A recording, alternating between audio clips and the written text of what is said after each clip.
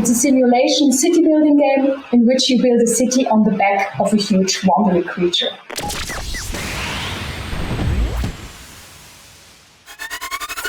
Super quick introduction. I'm one of the studio's co-founders and the game designer. I'm a day one employee, not the founder, not with the original game idea. UI designer, 3D, story, a little bit of everything. So we're here today to tell you about our latest project, The Wandering Village, which you can see here in the background.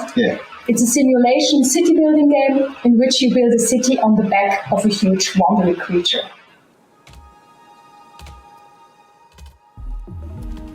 Okay, so here you see it's all hand-painted, hand-animated, and it's all safe and fine here in the village. Everybody's happy doing his job, but you're just waiting for what's to come. So this is our giant creature, Onbu. And in the game, you will be building the city on Onbu, and Onbu will be wandering through all kinds of different environments. So here you see the desert or the jungle biome, and all of these different biomes have different challenges, such as here in the jungle biome, there is this weird fog that is bringing in some kinds of weird spores that are growing on your animal. And these are actually toxic plants, so you have to quickly decontaminate them. And this whole setting is inspired by a Ghibli movie, Nausicaä of the Valley of the Wind. Maybe you have seen it before. So you have to really do pest control on your animal, try to maintain its health, and try to live in a symbiosis with each other so you can both survive in this new, weird world. So I hope you like the trailer so far. For me, it's still, when I see the trailer, it's hard because I worked on it, and you always got this artist struggle. You're the hardest with yourself. I hope you liked it. I'm very happy that a lot of people liked it on the World Wide Web. So we had a proof of concept, at least visually, that things could work out well. The game still has a long way to go. We're still working on the game loop. I think we are on the right track. But yeah, it's still a long way to go. What do you think? Yeah, it always takes so long to make games. Yeah. By the way, why we made this one a 2D game is because one of our artists is just such a huge Studio Ghibli fan that he wanted to make 2D animation. He really, really wanted it. And so we decided we'd give it a shot, even though it's a lot of work. And yeah, I also worked for the trailer. So on the trailer, and I have a struggle to really see it and be very proud of it. But once our sound designer and compositor, Claudio, he added the sound. And I watched it, and it immediately gave me goosebumps. And that is very important for me. I always watch a trailer, and then I watch, okay, are there any goosebumps happening? Yes. That's the indicator if our trailers are working on for me at least. So yeah, now, as we said, the game is still pretty far from being finished, but we can show you a lot of the progress that we made and some concept arts and stuff. So here we have a lot of concept arts to show to you. The first thing is going to be about the creature development. As we had Marcus, who really wanted to make a 2D game, we had to figure it out. How are we going to make a building simulation on a flat animal? So we tried a lot of things, and we came to the conclusion, let's mix 2D and 3D. And therefore we had Steffi, our main concept artist and artist generally, do a lot of sketches, and we went a long way to figure out what works best. We tried out different biomes of, or how do you call it, different species and regions on the creature itself, like on the butt maybe there's some more grass, and then on the neck. And yeah, we also experimented with stuff like platforms. Yeah, there's so many different iterations that went into this. So here you can see. Yeah, and not only that, we were figuring out, are it going to be made out of soil, of stone, of mushrooms, of something that doesn't exist on our planet. We really went a long way, and then we eventually figured it out.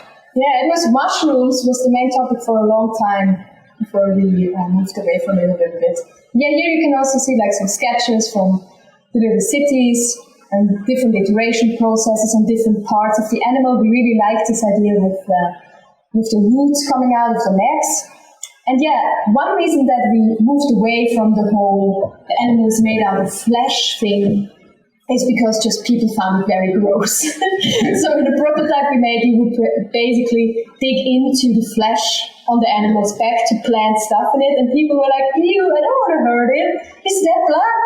Yeah. So we moved it to an earth creature. Yeah, we were also talking about pumping out the blood and that stuff, but we didn't want to make a gory game. We just liked the creativity aspect of like just changing the elements.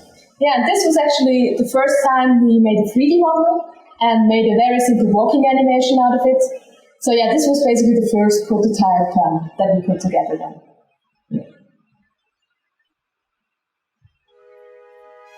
So moving on to the next section, which is my main concern, the game design. Here you can see some sketches out of my sketchbook with also animal design. So I'm not our main artist, but I of course also have some ideas. So these are some mushroomy creatures. And then I tried to figure out what is the relationship of the animal with the little people, how do they interact with each other, how do they build up a symbiotic relationship, what can you do to anger or to please the animal, where does the animal get its energy from, can you feed it, or does it feed itself, or how do you fend off like parasites, and what is the reaction to the animal if it catches a parasite? Will it shake and break all your buildings because it's itchy? Are there scary things that the animals can run away from? Maybe you can tame it more so that it's not so scared anymore. Another example of different kinds that attack you, like mosquitoes, and just how the player communicates with the animal through sound. That's Roger's main domain that he likes a lot. So you also saw it in the trailer where the little people blew into the horn and then the animal reacted to their command. Yeah, now we have this horn tower, but we were thinking about it. Do the people are going to sing to the animal? Are there going to be songs? It's still... and with that, you can kind of influence the animal as it walks through these kinds of different biomes that we're still figuring out. In the Kickstarter, we had some stretch goals for a water biome and like for a city ruin biome, so these are going to happen for sure. Probably also something like a desert, a mountain, and forest. And here you can see some quite early sketches from our artist about the biomes. And just how the animal moves from zone to zone, basically. Now moving on to environment development. That's more Steffi's topic, who isn't here. She has a wonderful art style, and always when we need something, she's gonna do like 10 sketches or something, and we can talk together what fits the best. She also did some mood paintings just to figure out how an environment then would feel. Here again with this mushroom topics, now it's not on the animal, but more for the surrounding environment. Also for the colors, like what are good colors that you should interact with, what are evil colors, what are different foods that you can find, building materials. This is also still a bit older from where it was still an animal made out of flesh, so you can see horns and moles and blood vessels, which people found super gross, but I found them cool. Fungi and different creatures, so we had like an idea that we could maybe have creatures that are a mix between insects and like mammals or other species, so that you kind of know them, but they're also kind of weird. More skin area designs. So, and take all what you see with a grain of salt, because these are really just early concept sketches. A lot of them are going to make it into the game, or are in the game already. Some others are just really of our big now library of art that is going to be sent to the Neverland. These are some building designs. It's very hard to just figure out what the architecture looks like, and also like in a whole city environment. We always had to ask ourselves, like, how far is the technology in the game, right? Because we take a little bit of steampunk, we take a little bit of some nomad culture, but then again, we need to make a mix that is believable and that doesn't just have some huge flaws, which doesn't make sense at all. So it's always hard to really figure out what's a house made of. Is it wood? Is it clay or the other things that we find? Because it's also like some sort of a fantasy world that we have, which is half fantasy, half our world. It's always but it's also a fun part of figuring that stuff out. Totally. Also here in early mushroom city design, we were quite influenced, or Steffi was quite influenced by also African architecture of like tribes and things. Here also we see some of the vegetation sketches that are in the game. And then it just all kind of has to fit together and come together in the game so that when it comes together on the prototype, on the animal's back, that it looks believable. Yeah, this is also a bit of an older prototype that we made, where we first tried out like the building in the game context.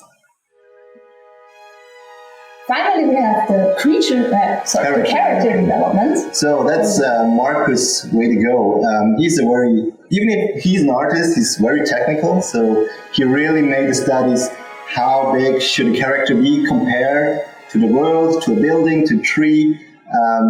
He checked it with other games, how it looks there, so that he doesn't have to make too many strokes for an animation, and everything is clearly visible, and it doesn't look like it's cheap. So it's always important as an animator to have a kind of minimalistic approach that sells the whole idea in a good way.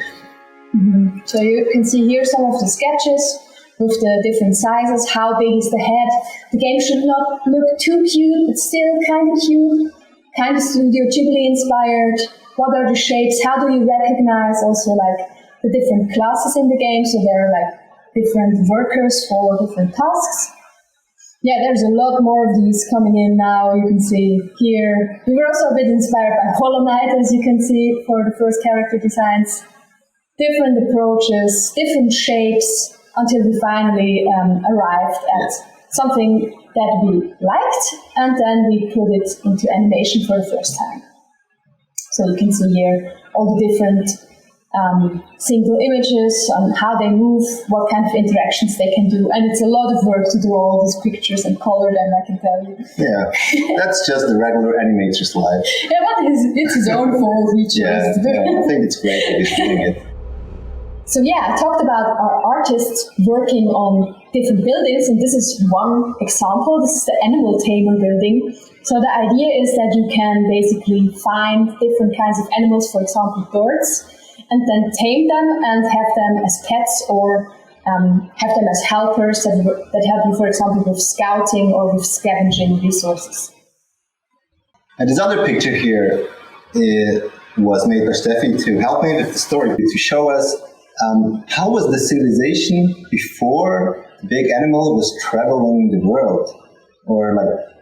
Because we have this naturalistic approach on the surface of the animal, but then we want to have this contrary thing that you see ruins of more brutalistic ways overgrown with mushrooms to show that there is a kind of a dark past.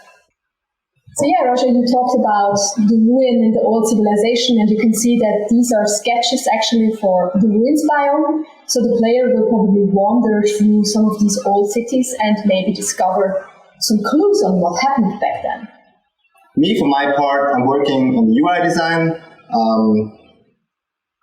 Just really, when you make a building game, you need to click a lot of things. You have a lot of buttons. It needs to feel good. It needs to be visible and readable. All these things. It looks like I'm working on it forever, but it really just needs a lot of iterations till it really feels like, just feels intuitive, especially for a building simulation game where the game is clicking around. Yeah, fun fact, actually, our game designer Arno is currently making like a prototype version of the game that is only just UI. So you only interact with like different buttons And that's the whole game. You don't need any additional graphics to actually try out the basic mechanic of how the game works. Yeah. So there you can see how important buttons are for a building game. Yeah, right. Yeah, he was about like, should we make an Excel sheet for like figuring out the stats of all the buildings, or should we just make a small animal game compared to the big animal game? And he just went this way, this route. Yeah. Because you always need to be sure, like, about the stats of the building. And one way is to just write it down and then start to play the game, which is already a monster of code and everything, and you're not that versatile to implement new things as he is now with his own small animal game that he's working on. It's basically his balancing tool. I thought it was a very good idea. And whenever he has a new idea, he doesn't have to put it in code and take a long time to try it out. He just puts it in the small game and see if it's fun. In its core design, and then it gets into the real game. Meanwhile, all the artists are drawing different kinds of buildings, different kinds of animations for the workers, trying to figure out the best way how these buildings should be put together so that the effect, from the 2D to the 3D with the top-down view and the front view looks most impressive and interesting. Yeah. And other than that, we're trying to participate in some events, as we're doing right now. Right. For a developer, it's always very important to try and build up a following for their game. So the game will be coming out on Steam, that's the plan, in probably Q4 2021, so in winter, autumn this year is the plan, but you never know, it could also be a bit later. And for that, we try to build up a lot of following, wish lists, and these kinds of events help a lot with this. So if you enjoy the game, if you think it looks cool, we would really, really appreciate if you join us on our journey, come join us in our forums or on our Discord, where we often post development updates. Yeah, that's it. Looking forward to see you then, hopefully. Bye-bye. Bye.